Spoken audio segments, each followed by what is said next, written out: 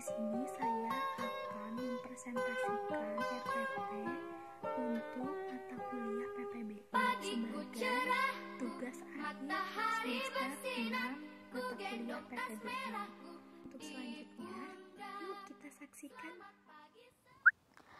Perencanaan pelaksanaan pembelajaran Sekolah SMP Negeri 1 Parakan Salak, Bahasa Indonesia, kelas 7 semester genap. Materi pokoknya yaitu menelaah struktur kebahasaan pada puisi rakyat.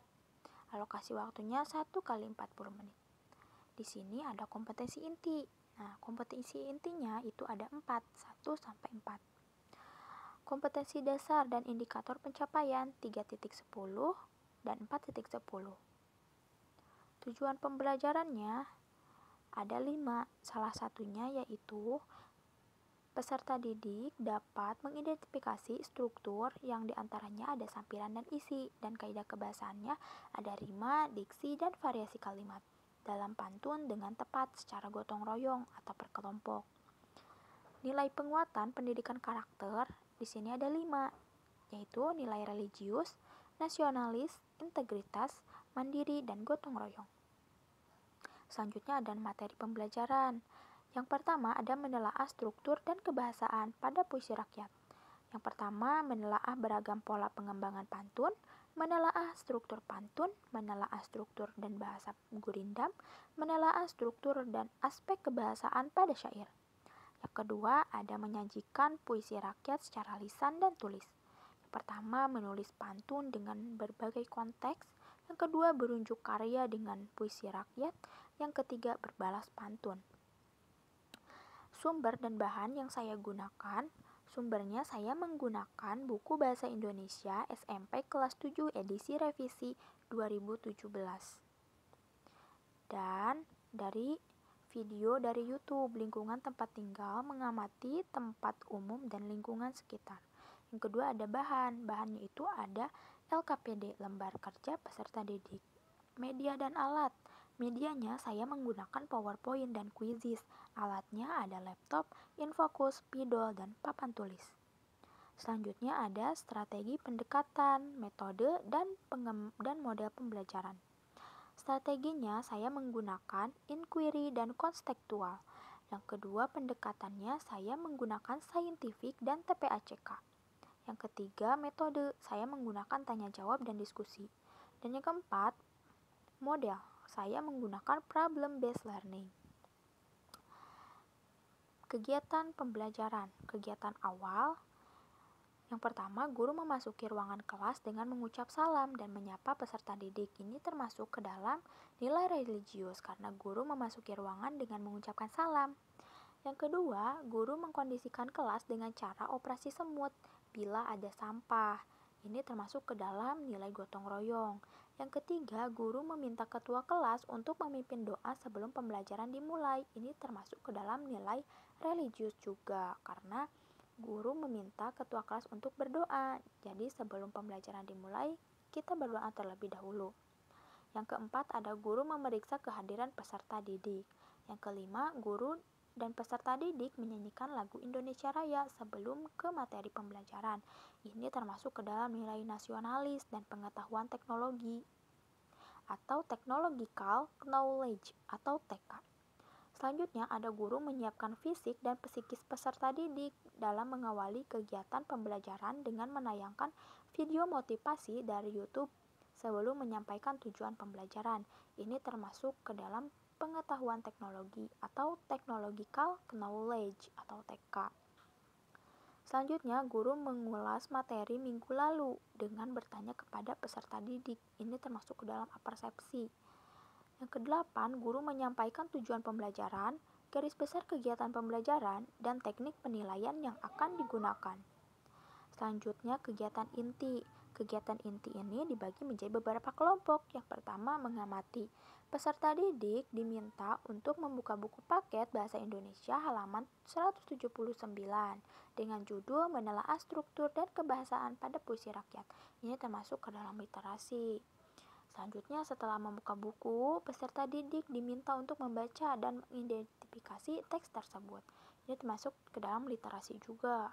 Agar semua memperhatikan, guru menyebutkan secara acak nih nama peserta didiknya untuk membaca secara bergantian. Jadi agar anaknya itu fokus ya, ini termasuk ke dalam TPACK dan 4C. 4C itu ini menggunakan communication. Selanjutnya ada guru menjelaskan materi mengenai menelaah struktur dan kebahasaan pada puisi rakyat. Yaitu ini termasuk ke dalam 4C, yaitu critical thinking dan communication. Selanjutnya ada menanya nih. Yang pertama, setelah menyimak penjelasan dari PowerPoint dan membaca teks, ya, peserta didik diminta untuk bertanya jika ada materi yang tidak dipahami. Nah, ini juga termasuk ke dalam critical thinking communication. Yang selanjutnya, setelah membahas menelaah struktur kebahasaan pada puisi rakyat, guru kembali bertanya nih kepada peserta didik perihal kebahasaan dan isi dari menelaah struktur dan kebahasaan pada puisi rakyat. Ini termasuk ke dalam literasi dan 4C, critical thinking juga. Selanjutnya ada menalar. Setelah menalar, menyimak penjelasan materi dari guru, peserta didik diminta untuk menelaah struktur dan kebahasaan pada puisi rakyat. Peserta didik diminta untuk mengaitkan konsep dan fakta dari teks tersebut. Nah, ini termasuk ke dalam 4C, critical thinking. Selanjutnya ada mencoba. Guru membagi peserta didik ke dalam beberapa kelompok kecil. 4C juga, yaitu collaboration. Selanjutnya, guru menyajikan masalah yang harus dipecahkan oleh peserta didik, yakni berupa LKPD tadi. Ini termasuk ke dalam critical thinking, communication, dan collaboration. Guru menjelaskan cara mengerjakan LKPD. Nah, ini juga termasuk ke dalam communication, karena guru ini menjelaskan. Selanjutnya, ada peserta didik mulai mengerjakan tugasnya dan guru mengamati dengan berjalan ke setiap kelompok. Ini termasuk ke dalam literasi, gotong royong, dan 4C, critical thinking, communication, creativity, dan collaboration. Selanjutnya ada mengkomunikasikan. Guru mempersilahkan perwakilan kelompok untuk mempresentasikan hasil diskusinya dan kelompok lain memberi tanggapan atas hasil diskusi kelompok yang presentasi. 4C nih, communication dan collaboration. Selanjutnya, guru memberikan penguatan dari setiap jawaban yang diberikan kelompok untuk memberi apresiasi pada peserta didik yang mau mengemukakan pendapat.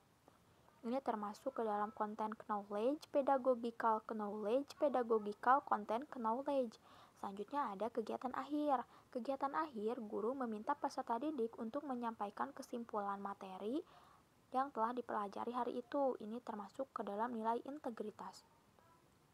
Guru menyampaikan pada peserta didik untuk mengerjakan evaluasi yang tersedia pada link quizzes. Ini termasuk ke dalam pengetahuan teknologi atau technological knowledge dan nilai mandiri. Guru memberikan apresiasi pada peserta didik yang telah aktif dan berpartisipasi dalam kegiatan pembelajaran hari itu. Guru memberikan tugas lanjutan berupa tugas individu. Ini termasuk ke dalam nilai mandiri dan 4C, creativity, TPACK, dan literasi. Guru menyampaikan kegiatan pekan depan, mempresentasikan setiap orang perihal tugas kelanjutan yang telah diberikan. Yang selanjutnya, guru menutup pembelajaran dengan meminta ketua kelas memimpin doa, lalu guru meninggalkan kelas dan mengucapkan salam. Ini termasuk ke dalam nilai religius.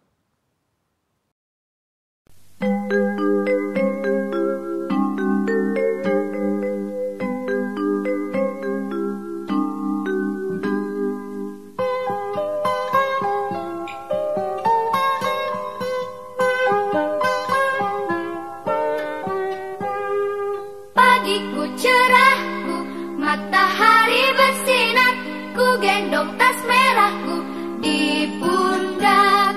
Selamat pagi semua, ku nantikan dirimu di depan kelasmu, menantikan kami. Guruku tersayang,